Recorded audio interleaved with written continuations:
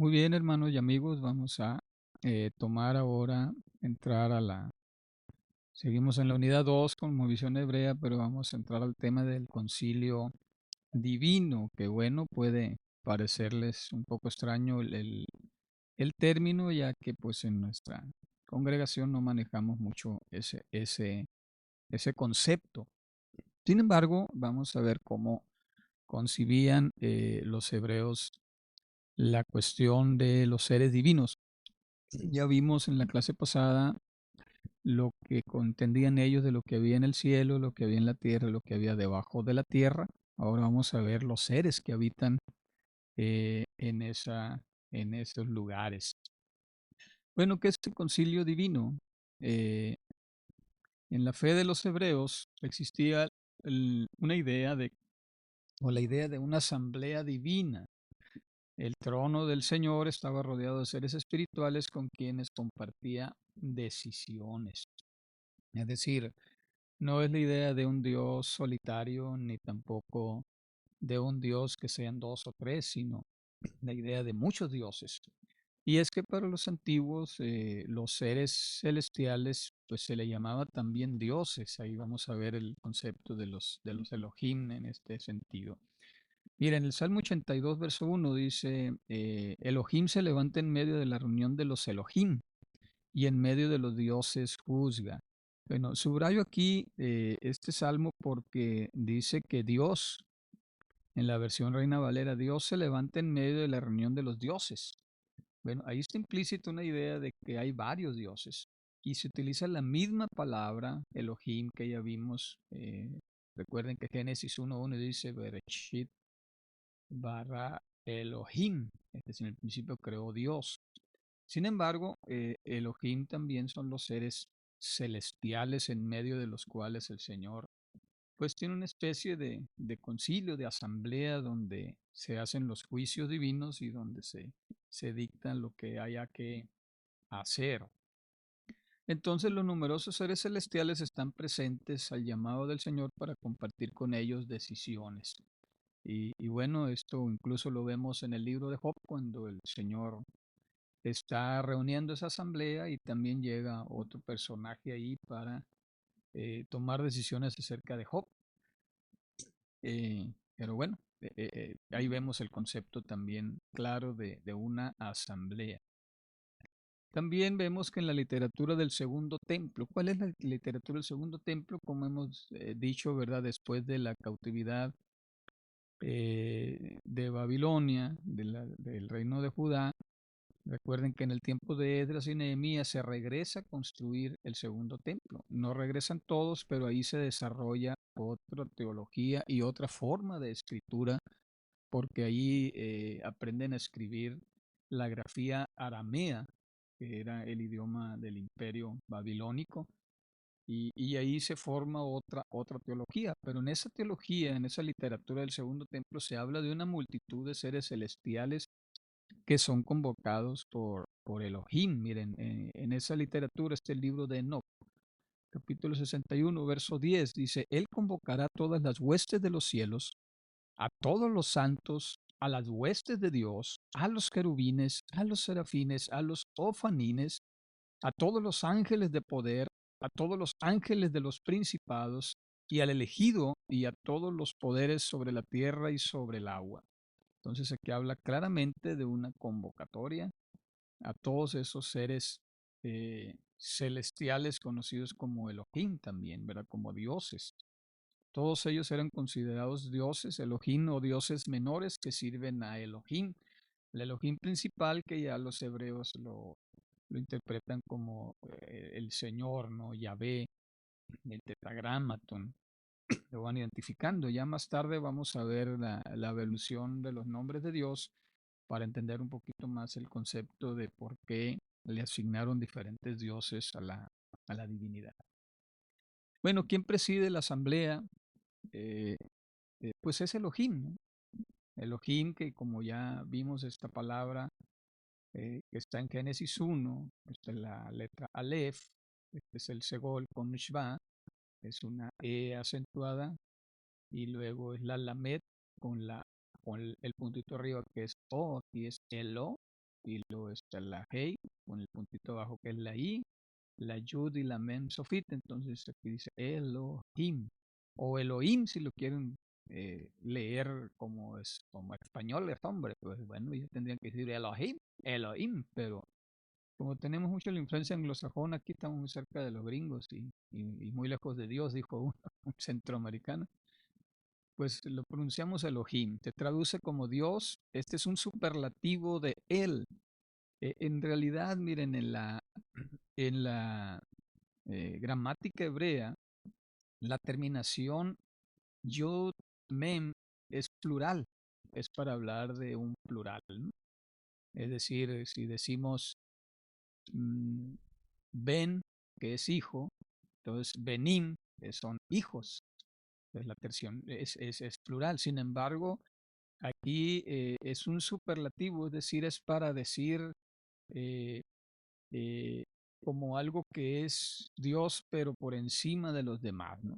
Una de las primeras formas para referirse a la divinidad fue Él, que esto lo vamos a ver pronto, ¿verdad? Que los nombres de Dios, Él, entonces Elohim, que se traduciría como dioses, pero cuando está referido al Dios Supremo, entonces se entiende como muy poderoso. Ya dependiendo del contexto, pues si se refiere al que está sentado en el trono, pues es el muy poderoso. Si se refiere a otros dioses, pues son Elohim, dioses menores. Pues ya se traduce dependiendo del contexto donde se encuentre la palabra. En el Salmo 82 designa entonces que Dios se levanta en la congregación de los dioses, el muy poderoso juzgando en medio de los poderosos. Es otra manera de poder traducir el Salmo 82:1. ¿Quiénes forman este concilio? Bueno, está precedido por el Altísimo, como dice el Salmo 91, verso 1, el león, que se traduce al español como el Altísimo. Este es uno de los primeros nombres que designaron precisamente cuando empieza, primero era él y luego después para designar, o sea, separarlo, entenderlo, a diferencia de los demás dioses, Elohim, pero luego para distinguirlo con claridad, que es el que está sentado en el trono, el que está en la máximo nivel de autoridad, pues otra manera de decir es el Altísimo, ¿no? Elión. Es un nombre dado posteriormente a Elohim para diferenciarlo del resto de los Elohim y establecer que es el que está sentado en el lugar de gobierno supremo, el que preside la asamblea de los dioses, en lo más alto de los cielos, que es el trono de Dios. El Salmo 57:2 dice, clamaré a Elohim Elión, al Dios que me favorece. Que ella refiere a que el Altísimo es el Dios Altísimo, ¿no? El Dios que me favorece. Aquí ya está uniendo las dos palabras, Elohim con el león, para referirse. El Salmo 91 no lo puse aquí completo, pero en el verso 1 y 2 me llama mucho la atención que vienen 4 nombres de Dios. Dice, el que habita al abrigo del Altísimo, del León, morará bajo la sombra del Omnipotente, el Shaddai. Diré yo a Jehová, esperanza mía, ahí viene el tetragramaton, Adonai. Mi Dios en quien confiaré, mi Elohim en quien confiaré. Y por eso me pareció muy interesante el Salmo 91, porque se refiere a 4 nombres de Dios, referirse en ese mismo salmo. Me pareció muy interesante. Ya luego haré un estudio sobre eso. Ya he predicado sobre eso en la segunda iglesia y también le hablé de ello a los estudiantes del IBID, a IBID en la clase de introducción a la Biblia.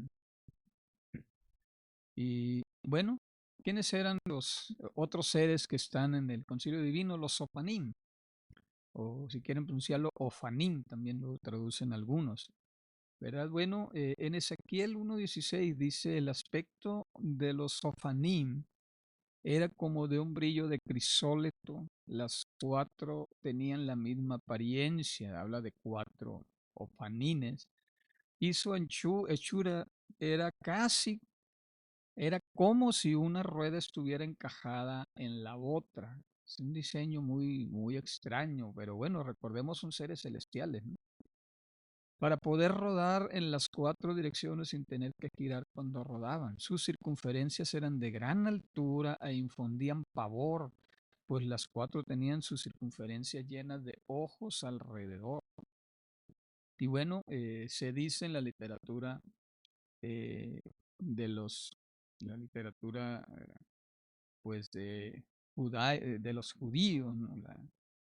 Que tiene que ver con los escribas y se fueron dando esa serie de enseñanzas que no especifican ya la Biblia, pero se dice de ellos que nunca duermen ni guardan el trono de Dios. Y además estos seres sofanim están conectados con el espíritu de los querubines para moverse de manera sincronizada, según Ezequiel 1:20. Ahorita vamos a ver más adelante los querubines, pero estos seres son los primeros que están rodeando el trono de Dios.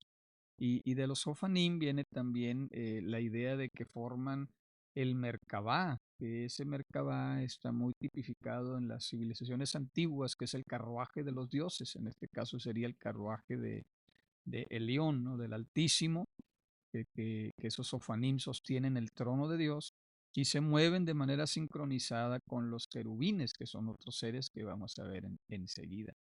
El Salmo 68:4 dice, cantad a Elohim, cantad salmos a su nombre, preparad camino al que cabalga las nubes, ya es su nombre, regocijados en su presencia. Bueno, aquí este salmo se dice que es, o se cree que es de los más antiguos, Salmo 68, porque recoge una tradición del nombre, de uno de los nombres también más antiguos de Dios. No lo vamos a ver aquí, pero sí quiero que lo sepan, porque tal vez cuando ustedes se metan a literatura teológica, encuentren con que es esa frase que menciona así la Biblia como ya, simplemente las dos letras del tetragramaton.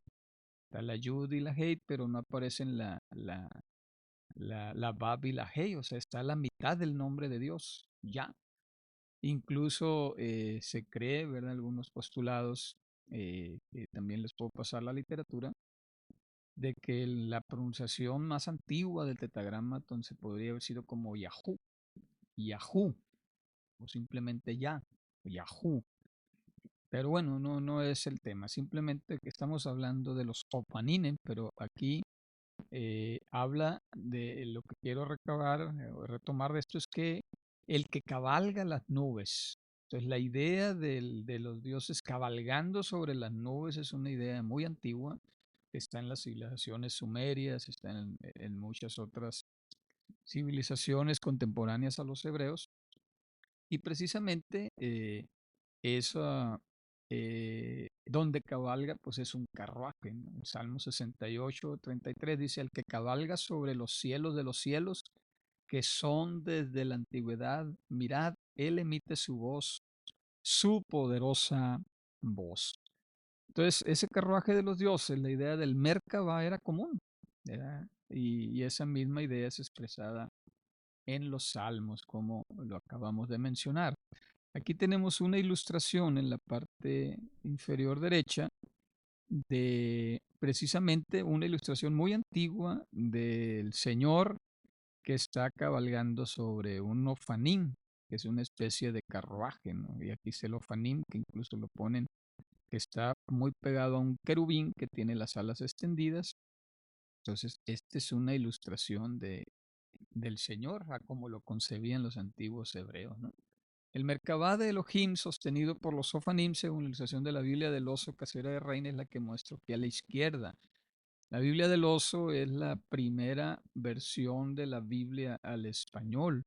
La hizo Casiodoro de Reina en 1569 y habíamos dicho dedicó su vida entera para ello, ¿verdad? Y poco antes de morir entregó el volumen completo de la joya que tenemos hoy, que es la base de la traducción Reina Valera que normalmente manejamos los evangélicos. Pero si se fijan en la ilustración de la izquierda, aquí arriba está el Altísimo y aquí se dibuja una especie de carruaje y que está, ¿verdad? Sostenido. Aquí es un plano de dos dimensiones, pero si fuera tridimensional, viéramos que los sopanim, estos seres que en forma de rueda, una encajada sobre la otra, con ojos, bueno, así vieron cómo ilustrarlo, es muy difícil ilustrar de una forma visible los seres espirituales, los seres celestiales. Recuerden que incluso en Apocalipsis, eh, pues de repente Juan dice, y vi como un león, ¿verdad? Escuché como un león y luego volteo y me encuentro con que es un cordero, ¿no? Entonces como que esa situación de que cambien de figura, ¿no? Los seres celestiales, pues es algo medio raro de explicar en realidad, ¿no? Y esta moneda que les digo es una representación al Señor Adonai sobre un ofanim, es una moneda antigua de la ciudad de Gaza y me parece bastante importante. Aquí en la portada, volviendo al Merkabah de Elohim de Cazador de Reina, tenemos aquí a Isaías, ¿verdad? Cuando ve la visión del profeta Isaías y pues, el mensaje que tiene que dar, querubines y el trono de... Muy bien, seguimos. Los otros seres que están en el concilio divino y que también son los después de los topanim, los más cercanos al trono de Dios, son los querubines. Segunda de Samuel 22:11 dice, cabalgó sobre un querubín y voló. Voló sobre las alas del viento. Bueno, eh, ahí se menciona el querubín. En Ezequiel 1:5 dice, de su centro emergía una semejanza de cuatro seres vivientes, y su apariencia era como la semejanza de hombre. Lo curioso de estos seres, bueno, hay quienes los han ilustrado como un ser de cuatro cabezas. Yo en lo particular no comparto esa idea, más bien comparto la idea como con la visión de Juan, ¿no? Veo un león, pero veo y luego resulta que es un cordero. O sea, los seres celestiales pueden cambiar de apariencia, no son como nosotros, no son de materia, ¿verdad? De polvo como nosotros, son seres espirituales. Y estos seres tienen la función de guardianes del trono y del carruaje divino, es decir, precisamente ya el carruaje, el Merkabah, que está sostenido por los Sofanim, entonces estos seres celestiales son guardianes del trono y se mueven como relámpagos. Es decir, es muy rápido el movimiento de los querubines y tienen múltiple apariencia, el que les estaba explicando. Miren, el aspecto de su rostro, dice Ezequiel 1:10, era como rostro de hombre, pero los cuatro también tenían cara de león, y a la derecha, y los cuatro tenían cara de toro, y a la izquierda, y los cuatro tenían también cara de águila, y se eran sus caras. Bueno, Ezequiel lo que alcanzó a ver, no estaba perplejo viendo la visión celestial y abrieron los cielos y el Señor le concedió ver eso y decía, ay, pues es un león, ¿no? Tiene cara de hombre, parece águila, y qué será, ¿no? Entonces, eh, pues bueno, aquí hay una ilustración, miren, de Giorgio Méndez, uno de los maestros de la Escuela de Alejandría, y él lo ilustra también en la idea de cuatro rostros, ¿no? Que son seres que tienen seis alas, y aquí le pone el rostro de hombre, el león, el rostro de toro y el rostro de águila, pues ya le quedó por atrás. Yo en lo particular no comparto esto, yo más bien es decir, lo ves y ya caray es un hombre, lo vuelves a ver, no, es más bien es un león, no, es un toro, no, es un águila. Bueno, es que todo a la vez. Y, y es decir, no habría manera eh, lógica para manifestar gráficamente estos seres tan magníficos que rodean el trono de Dios. Pero bueno, son una parte del concilio, ¿no? En la visión de Ezequiel, una ilustración de Matthews Merian, de también la era medieval, pues también concibe aquí lo pone por separado. El Merkabah de los dioses, ya no como Merkabah, sino simplemente como Panim, separado, y un querubín aquí, claro, no parece un fenómeno así, pero bueno, no había más, ¿no? Para herramientas en esa época para ilustrar ese tipo de seres. Aquí me llama mucho la atención que en la Biblia el bien y el mal es una Biblia ilustrada que se las puedo pasar, la tengo digital. El querubín que resguarda el Edén, en esta ilustración de Michael y David Peter en el 2008, pues lo ponen aquí con cara de león, con figura humana y con las alas que no se alcanzan a ver ya en la ilustración, pero sosteniendo una espada, el querubín ya como un guerrero, que también dice la escritura que hay una espada, ¿verdad? De llamas, estaba protegiéndolo y aquí pues, me llama la atención que la interpretación de esta Biblia, de los editores de esta Biblia, pues lo pongan de esta manera.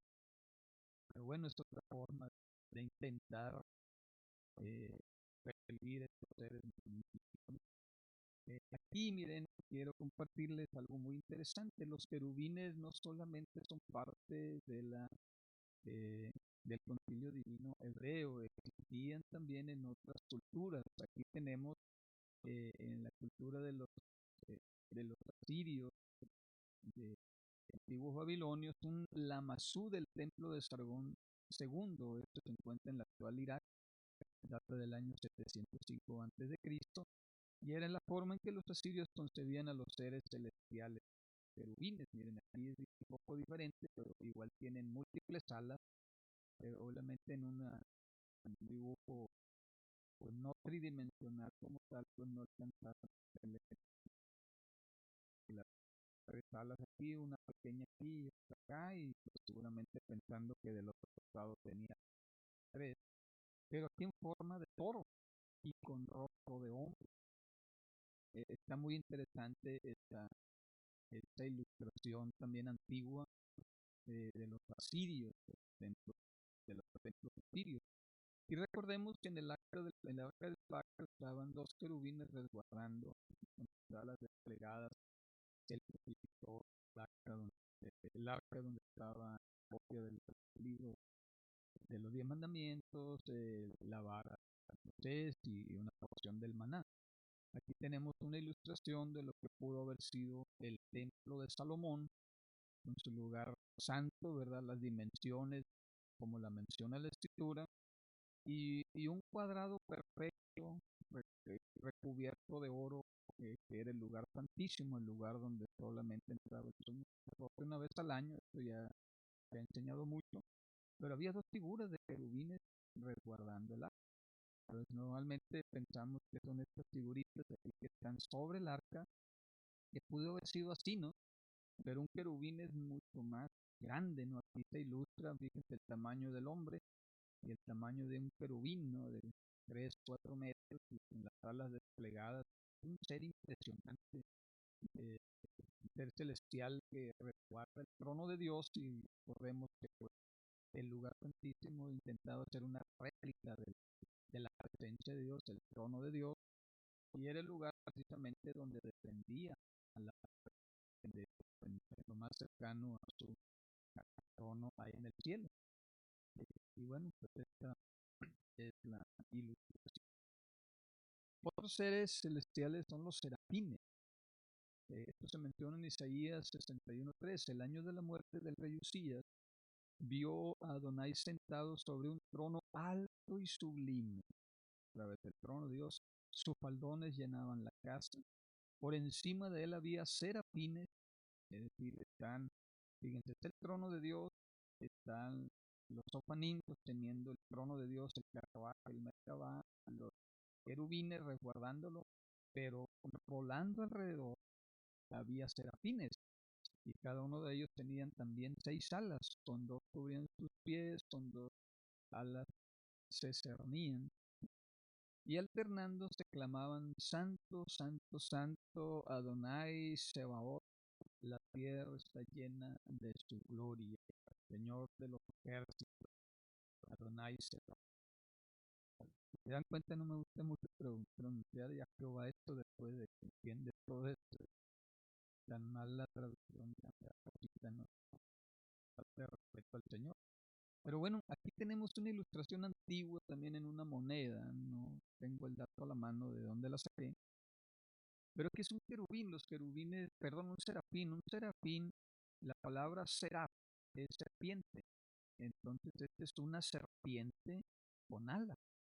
Estas son la representación de un seráfano. Un serafín es un ser serpentino con alas. Y esta inscripción en piedra en la ciudad de Oxford, que no sé de dónde está ubicada, ¿no? De dónde la sacaron, nomás fue en la Universidad de Oxford. Sin embargo, estos seres celestiales dice adoran al Señor como Rey y también realizan actos de purificación derivados de su significado, ¿verdad?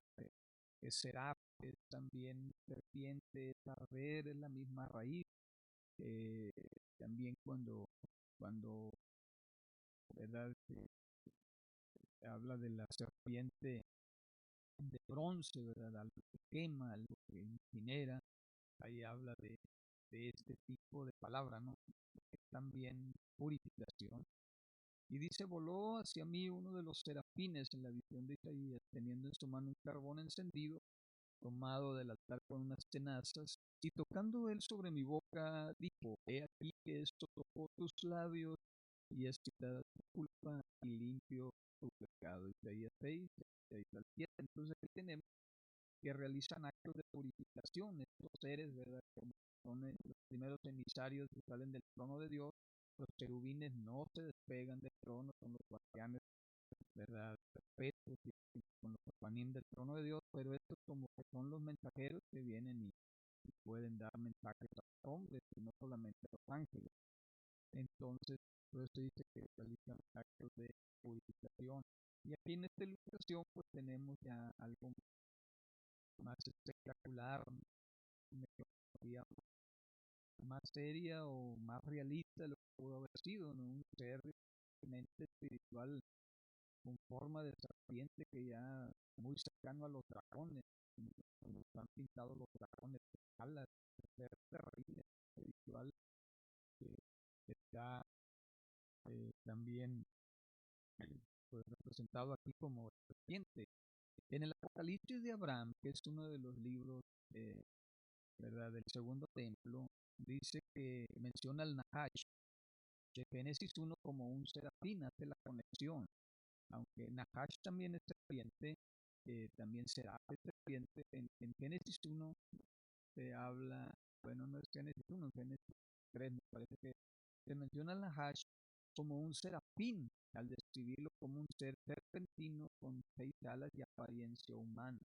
Y esta representación también eh, de la Biblia que les mencioné ahorita ilustrada, entonces aquí se ilustra a la serpiente antigua como un serafín.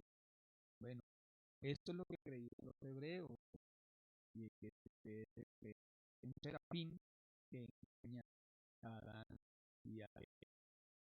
Esta ilustración también de la Biblia, el día. Una leyenda judía lo relaciona también con el serafín Samael, que fue quien enseñó a Eva, según literatura extra bíblica. Bueno, también es necesario reconocer que es lo que creían, es lo que leían ellos, era lo que estaba en su mente cuando pensaban en Génesis, y ellos decían, ya se fue identificando primero, es un será, no es una, perdón, Nahash, es un será, y además después lo identifican específicamente con uno de nombre Samael. Y bueno, aquí tenemos una ilustración de Joshua Méndez, pues también ya otra forma de verlo. Una serpiente con alas, y imagínense un ser espiritual de este tipo moviéndose, contorneándose como una serpiente y como extendiendo sus alas, ¿no? Es algo terrible, ¿no? ¿Quién sobrevive a algo de ello? Y lo curioso que también, miren, los egipcios también tenían este tipo de representaciones, así como sabían de estos seres. Aquí tenemos unos dioses egipcios representados como serpientes. Recuerden que la serpiente era un ser venerado en la cultura egipcia, y uno de sus dioses justamente está representado en forma de serpiente con alas. Con esto pues entendemos que era lo que vivían, que se sabía en el mundo antiguo